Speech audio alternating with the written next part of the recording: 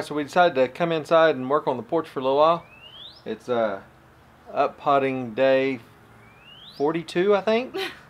So we're down to the last little bit here, just these tomatoes, and she's finishing off some peppers over there. So we're just about done with it.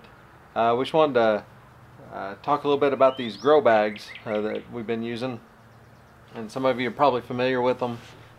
This is actually our first year to use them.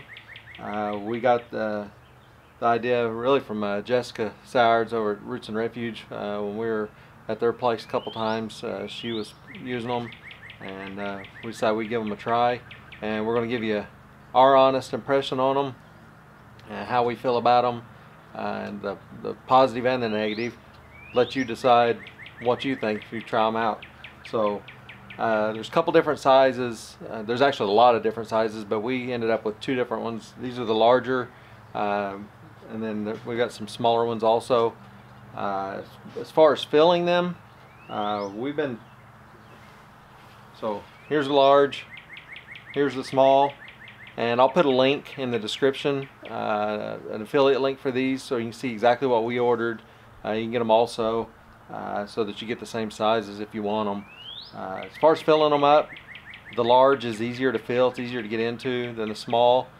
Obviously uses more soil than the small, so it's just kind of where your plant's at and how many you want to fit in a flat.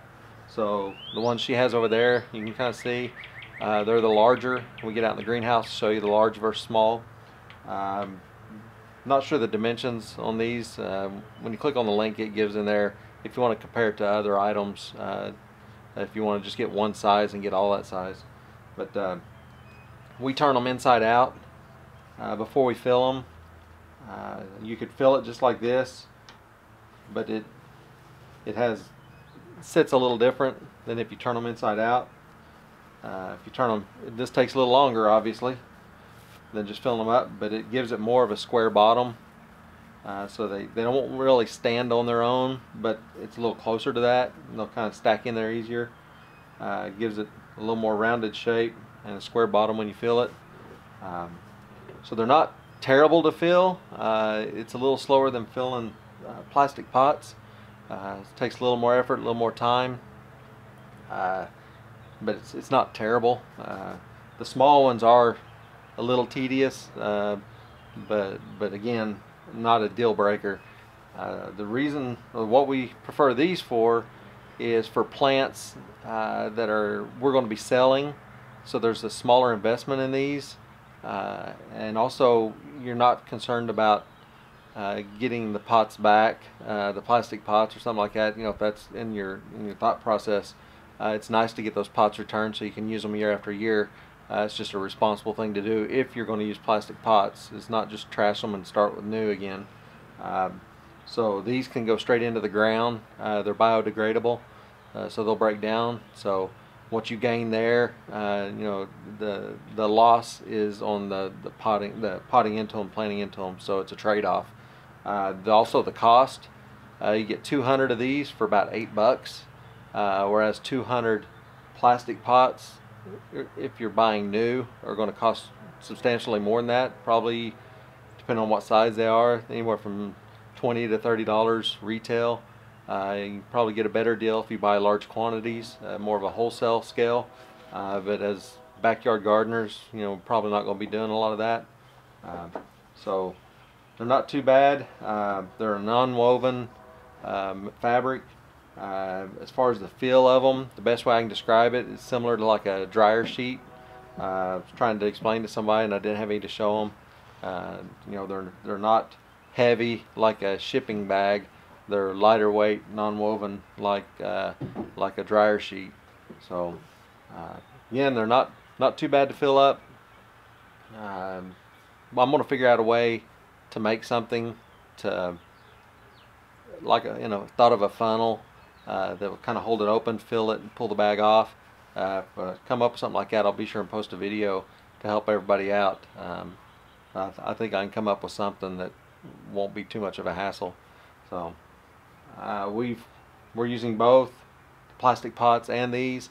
Anything we expect they'll probably leave the farm here, we we'll probably eventually switch over to these, and everything that stays here we'll keep in the plastic pots unless it just doesn't make sense one way or the other.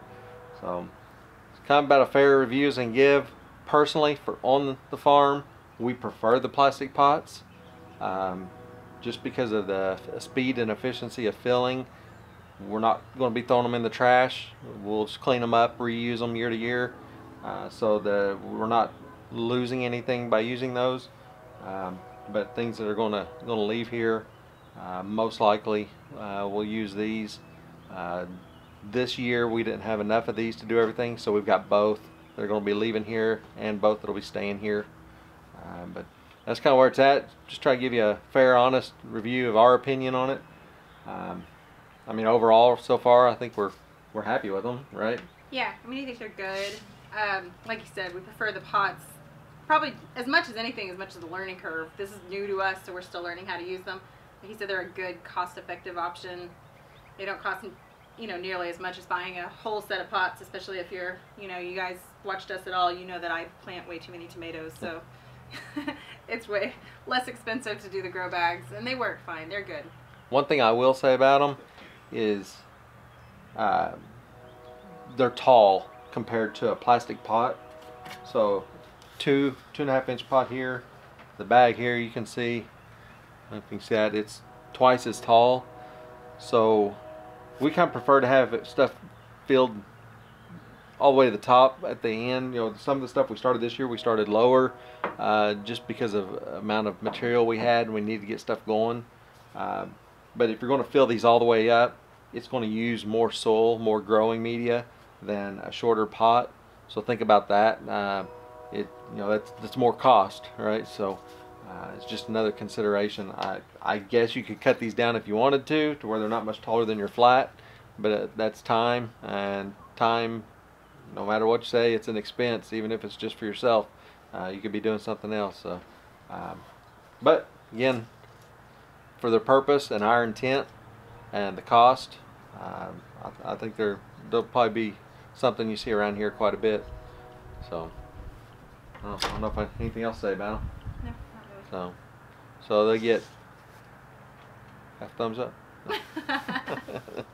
Hey, so we've had some people ask about separating plants whenever we got several in one cell, tomatoes, peppers, whatever. So we're getting down to the nitty-gritty on separating all these plants. We figured if we're going to film it and show you all and a little bit of explanation, we better do it now. So we'll flip the camera around here, and Angela's going to talk about separating some tomato plants. These are currently in 2-inch pots. They've been there from the time they were seeded, so the roots are a little together. They're not root bound, but you got to get in there and get them separated. So just going to flip around here and let's see that for just a second. Alright, so it can seem scary to separate the tomatoes or any of your plants. You've worked this hard, they're looking good, and you don't want to kill them, obviously. It's really just like anything else. You just want to go slow. I mean, you can see they're stuck and the roots are all kind of in there. You just really just kind of want to work slow. It's not really a whole lot of just yanking and ripping. It's kind of more almost shaking it apart, really, I guess, but just mostly just relax and just take your time with it. It's not very hard. Focusing on it very well. You can see I'm kind of just shaking them loose.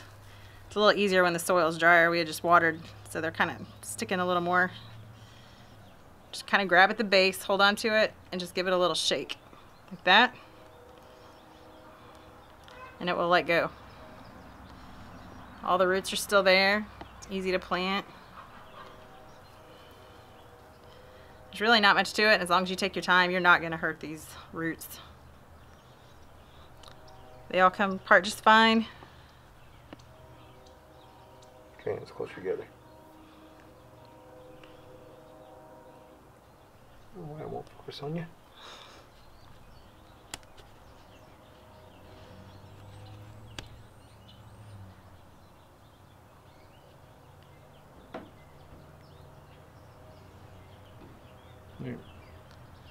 Now with tomatoes, just plant them deep. You can plant them really deep. It's going to grow more roots. It's going to make it a stronger plant. I'm just going to put those roots down in there. Like I said, go deep with the plant. That's really all there is to it. So when you first pot these or transplant them or anything, you know, they look kind of rough for a little while, but water them good, and by tomorrow these all be standing straight back up and be looking healthy again, and keep growing.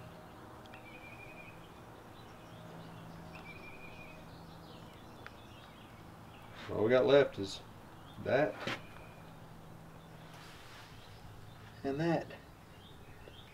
I don't think there'll be a day 43. Almost finished.